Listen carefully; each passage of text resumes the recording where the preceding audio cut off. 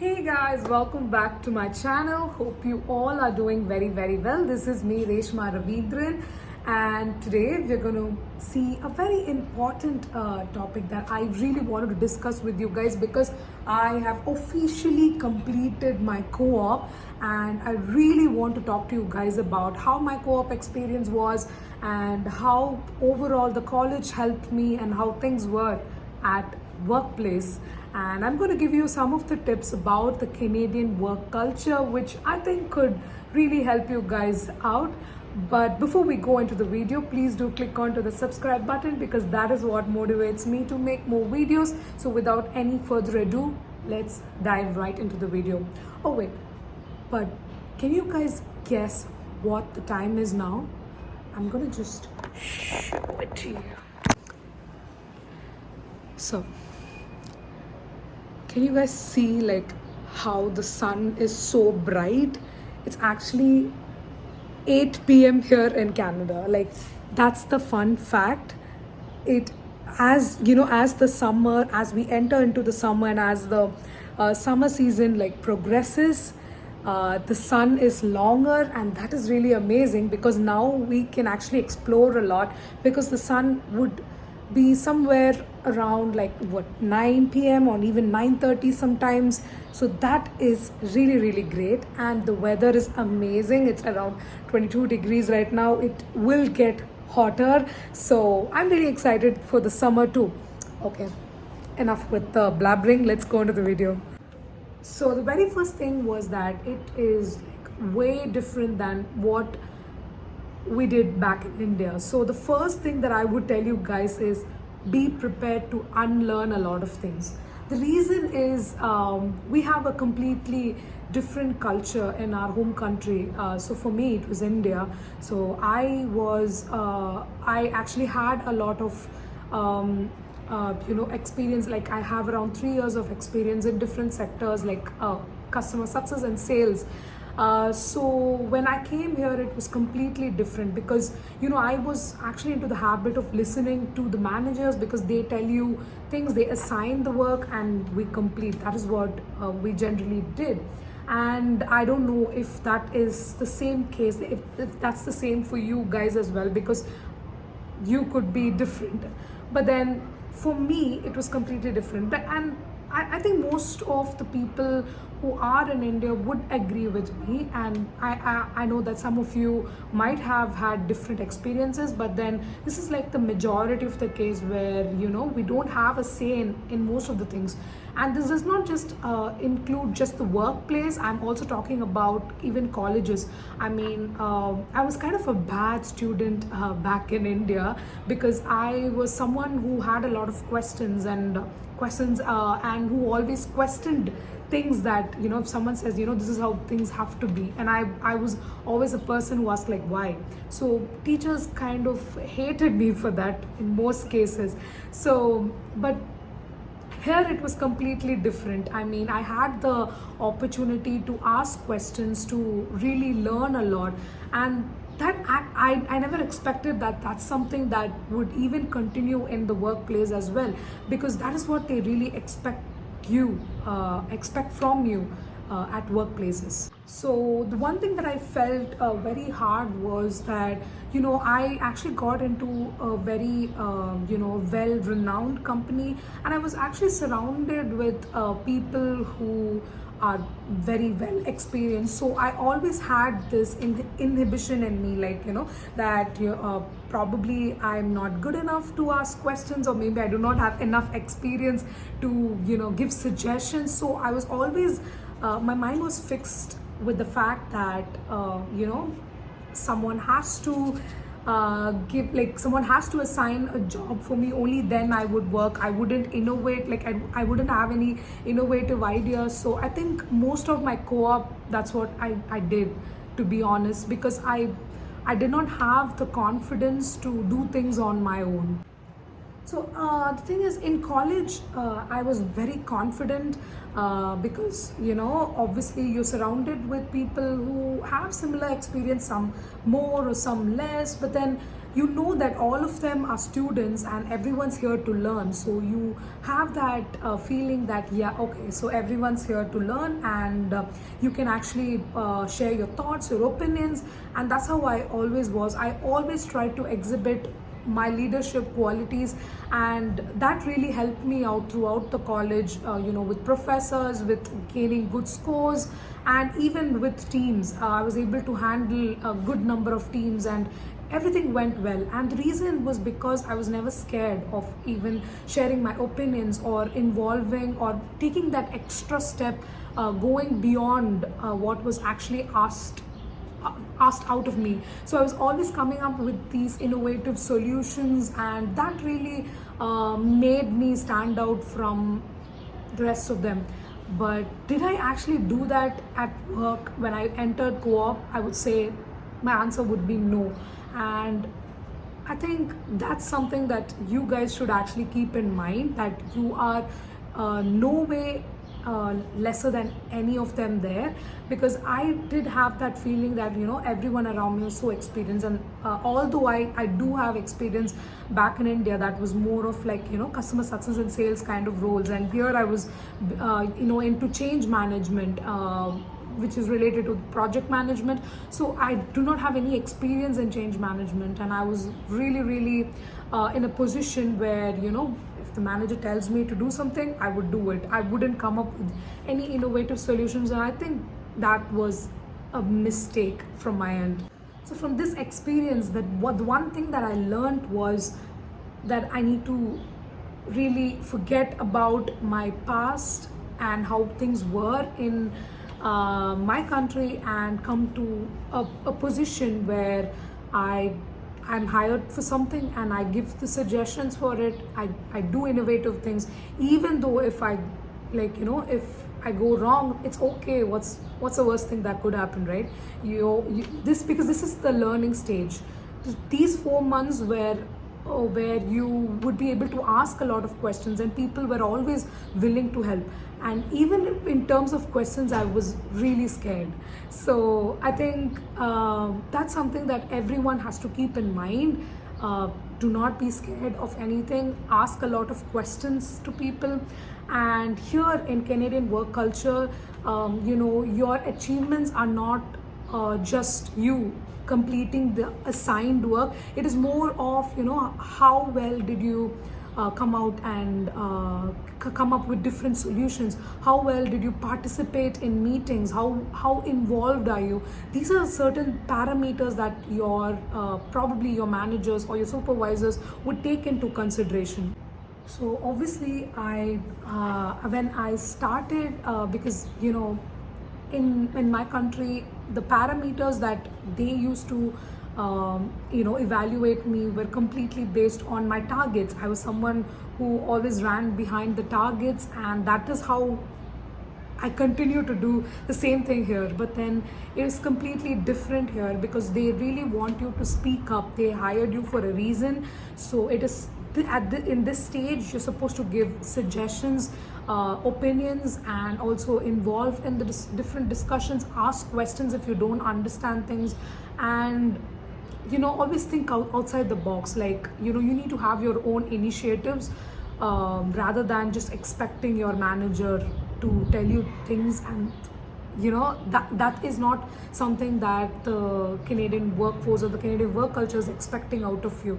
So I think I kind of gave you the most important point that I really wanted to deliver, because that is really important, guys, because I think I did make that mistake, and I really do not want any of you to do the same thing. So another thing is that generally the college would give you a set of documents that you're supposed to complete then and there, because they usually you're supposed to have like review meetings with your managers, like in the starting and in the middle, and then towards the end. Now this could vary depending upon your course and your instructor, or maybe even your college.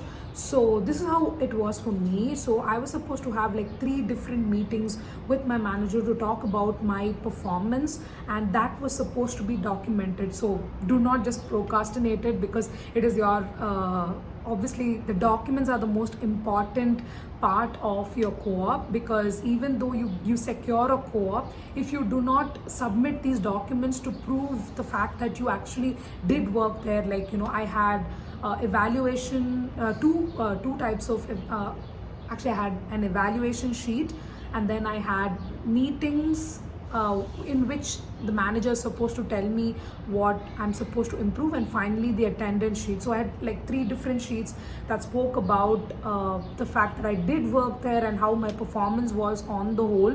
So only when you submit it, your co-op term is complete. So like be prompt about it, because there is a deadline within which you're supposed to submit it. So be prompt about it. Get your documents on time, and do these meetings with your managers. So basically you need to tell them that these are the documents that I'll have to submit at the end of the term, so that the manager is well aware that there's something that you do have to submit. And you can have a conversation about like when you can have these meetings, so the managers can plan accordingly. So do not just push things on them towards the end and ask them to like this is what I have to do, so please just do it. Don't push things on them. So be prompt about it. Also be prepared for things like the company that hired you as a co-op may or may not hire you as a full-time, because I do know a lot of people who did believe that they would get hired as a full-time, but then obviously they did not. For me, I already had an idea that the company was not really going to sustain or keep anyone for a full-time position, because there were no opening for that particular role as a full-time, and the team was still growing and they did not need a full-time to be there in their team. So I already had an idea about it, and I was very well prepared. Like even when I joined, I was very much prepared that this is not where I will be staying after the co-op. But then there were people who actually thought that they would get hired, and they almost did not apply to any companies, because you need to start applying to companies at least in the last month of your co-op to secure a full-time right after your graduation.